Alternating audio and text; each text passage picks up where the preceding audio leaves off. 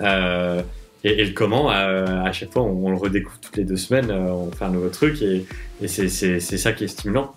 Avec un nouveau collaborateur, avec une nouvelle personne qu'il faut prendre en freelance pour aider à droite ou à gauche, c'est toutes les 2 semaines se remettre sur un nouveau projet, quoi.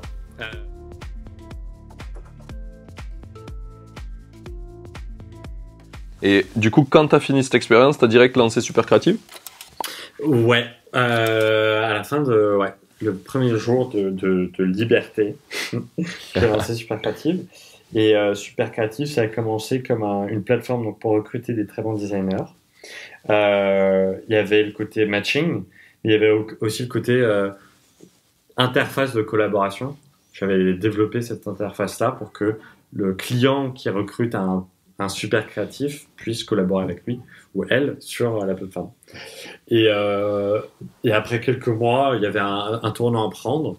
Soit on continuait plus en mode agence, on se concentrait juste sur la mise en relation, à la Malte, ces plateformes en France, à pouvoir en Parce que Cali, tu vendais aussi ta créativité dessus, c'est ça? C'est-à-dire tu vendais ta créativité. Tu dis il y avait un choix à faire entre le fait d'être une plateforme ou d'une agence, donc ça veut dire que tu faisais de l'agence aussi? En fait, on prenait 15% de commission sur chaque projet qui était lancé par le biais de Super Creative. Donc ça, c'était un modèle de matching, mais j'appelle ça agence. Mais enfin, c'est une agence moderne. Elle met en relation des freelances, c'est plus rare aujourd'hui de trouver une agence qui est faite de gens en plein temps. Enfin bref, c'est des modèles hybrides. Et l'autre truc, c'était se mettre à vendre en SaaS la plateforme, l'interface que j'avais développée aux agences, justement. Et dire, vous pouvez avoir cette interface-là pour vos propres clients, parce qu'elle était bien foutue. C'est une marque blanche, quoi. Ouais. Et en fait, avec 2 potes qui m'avaient aidé à lancer le truc, on a décidé de faire ni l'un ni l'autre. J'ai gardé la marque Super Creative et j'ai commencé à faire ce que j'ai nommé après dans un article, l'hyper freelance, vivre un modèle où je faisais du conseil pour comprendre les pain points de clients sur des sujets de design et de web design. De là, je faisais des formations sur le web design, sur le design, sur des choses que je maîtrisais du coup et dont j'étais persuadé que par mon expérience par les clients, je pourrais aider. Donc j'ai vendu des formations et ensuite de là, j'ai commencé à faire des produits pour décorréler mon temps de mes efforts. Et donc j'ai fait ça après pendant 1 an. Ce triptyque conseil, formation, produit. J'en ai fait une vidéo YouTube et 2 articles et aujourd'hui j'en sors de ce modèle-là. Je me considère plus comme entre guillemets hyper freelance parce que c'est un modèle qui est génial pour expérimenter, trouver son truc. Mais quand tu as trouvé ton truc, autant mettre bouchée double sur l'activité qui te plaît le plus. Pour plein de gens, c'est la formation. Pour plein de gens, c'est les produits. Et pour plein de gens aussi, c'est faire du conseil, être en live avec des clients. Et moi, en l'occurrence, c'est faire des produits. Donc, depuis plusieurs mois, Super Creative, c'est ça. C'est cette évolution naturelle des choses, c'est-à-dire mettre bouchée double sur les produits.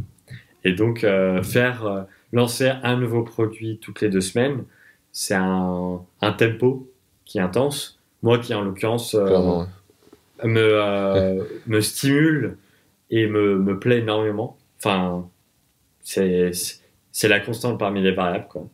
Et voilà. Et c'est là, je sais maintenant que c'est la phase ultime, finale de Super Creative. C'est un tempo, en fait. C'est ce rythme, c'est ce cycle de 2 semaines. Le quoi qui change toutes les 2 semaines, c'est-à-dire est-ce que je fais on va se mettre à faire une app pour aider les créatifs là-dessus, ou un template ou un machin. Enfin, je m'en fous. De toute façon, on a une liste sans fond de projets qu'on peut lancer ensuite. D'idées potentielles. Voilà, donc le quoi, on s'en fout. le quand, on s'en fout aussi, parce qu'on sait que toutes les 2 semaines, il y a un nouveau truc à lancer coûte que coûte. Le pourquoi, on sait qu'on fait ça parce qu'on a envie de produits qu'on veut utiliser nous-mêmes et qui ont envie de s'éclater en le faisant. Et le comment, à chaque fois, on le redécouvre toutes les 2 semaines, on fait un nouveau truc et c'est ça qui est stimulant. Avec un nouveau collaborateur, avec une nouvelle personne qu'il faut prendre en freelance pour aider à droite ou à gauche, c'est toutes les 2 semaines se remettre sur un nouveau projet, quoi. Ok. Et ça c'est effréné, mais moi j'adore ça. Et donc si il advenait que ça marche pas, ce modèle-là, bah j'arrêterais Super Créative. Parce que Super Créative, c'est ça. Voilà. Enfin, pour certaines Je pense que personnes, ça colle bien au nom du coup. voilà aussi. Si il y a des gens qui savent instantanément qu'ils veulent monter ça comme boîte parce qu'ils ont travaillé 10 ans dans une entreprise et qu'ils comprennent très bien le pain point. Moi, le seul truc que je sais, c'est que j'écris depuis 8 ans, 7 ans maintenant, et je sais, j'ai les notes, c'est que je suis intéressé par des trucs à un cycle de 2 semaines. Et je me suis infligé beaucoup de mal à vouloir finir entre guillemets, c'est même pas ça, c'est continuer un produit alors que mon cycle c'est 2 semaines, c'est ça mon truc. D'accord. Ouais. Je veux passer à la suite après parce que j'ai envie de m'intéresser par des nouvelles choses. Et donc ça c'est radicalement différent de tous les mantras startup à 2 balles, enfin que je trouve du coup à 2 balles qui sont peut-être bien, mais Oui. tout ce qui Qui te correspondent pas. voilà, c'est plutôt ça. Elles me correspondent pas. Et le moment où, voilà, moi maintenant je le sais, je m'assume, et c'est ma force du coup. Et ça va pas du tout avec plein de gens. Je peux pas collaborer avec plein de gens parce que c'est juste ça colle Ouais. pas. Mais les gens qui aiment cette intensité-là, c'est incroyable, c'est exceptionnel. Enfin, c'est ouf. Ok. Alors, je vais avoir plein de questions là-dessus parce que je trouve ça trop stylé. Et c'est moi, un des trucs que j'aimerais faire, tu vois, c'était un studio d'app mobile où je sors plein d'apps mobiles et j'aimerais les vendre. Je sais pas si tu connais la plateforme MicroAcquire. Ouais. Aux US, ouais. J'aimerais en fait arriver à faire plein de petites apps, d'arriver à de mettre un revenu, tu vois, 500 balles par mois, 1000 euros par mois, et Ouais. les revendre sur MicroAcquire, quoi, faire Ok. genre une usine d'app avec. D'ailleurs, j'ai un peu le même nom qui correspond à ça, tu vois, moi, le nom de ma société qui est basée en Estonie, elle s'appelle Forger, en mode c'est une forge, tu vois. On va forger des trucs et on va les faire. Donc c'est vachement Bah ouais, ça intéressant me parle. ce truc. Ouais, je pense que ça te parle aussi.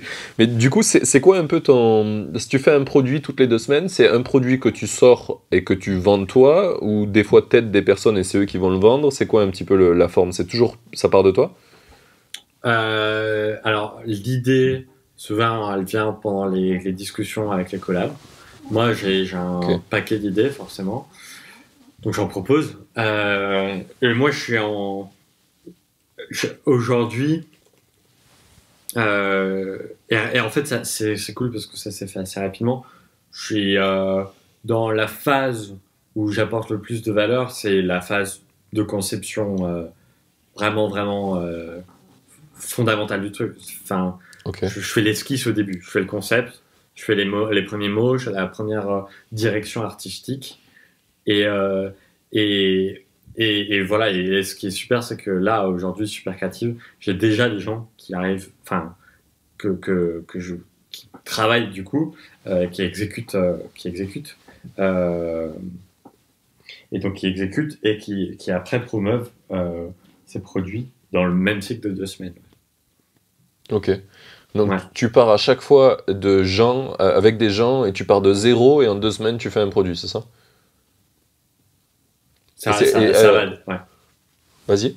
T'allais Non, dire mais quoi? parfois, faut un peu paralléliser les trucs parce que parfois, il y a des projets qui prennent 3 semaines, Ok. 4 semaines, mais ça va pas forcément être beaucoup plus. Là, faut s'organiser un peu en amont. Mais ouais. Ok, oui, en fait, c'était un truc que je me posais parce que par exemple, moi, le cycle que je fais pour sortir une app, en général, c'est un mois. Mais je sais que quand je travaille avec quelqu'un de créatif qui va me faire le design, toute l'expérience de l'app, lui, il va pas travailler sur les 2 semaines parce qu'en fait, la tech prend un peu plus de temps en général. Parce que bah, tu es en train de forger des trucs, quoi. Mais tout ce qui est l'étape de design, et en général, on le faisait sur 2 semaines avec Nicolas, le mec qui en bosse dessus. Euh, donc voilà, c'était pour ça cette question que je trouvais intéressante. Donc potentiellement le projet est plus long, mais toi c'est le temps que tu dédies dessus qui prend 2 semaines, c'est ça? C'est ça. Ok. Euh, super, super intéressant. Je pense que t'as pas bien, en tout cas ça n'a pas répondu à la question que je posais, c'est au niveau de quand tu fais des collabs, comment tu t'associes? Ça dépend. Ça dépend. Donc, je peux pas donner une Oui, réponse. t'as pas un modèle fixe. Ouais. Enfin, il y a des fois où c'est du revenu split. Parfois, c'est donc on dit voilà, si à ce stade-là, on va générer 5000 euros, je sais pas, en un an, bah, enfin, on split en moitié, on split par rapport à l'effort. Enfin, tu vois, ça dépend vachement.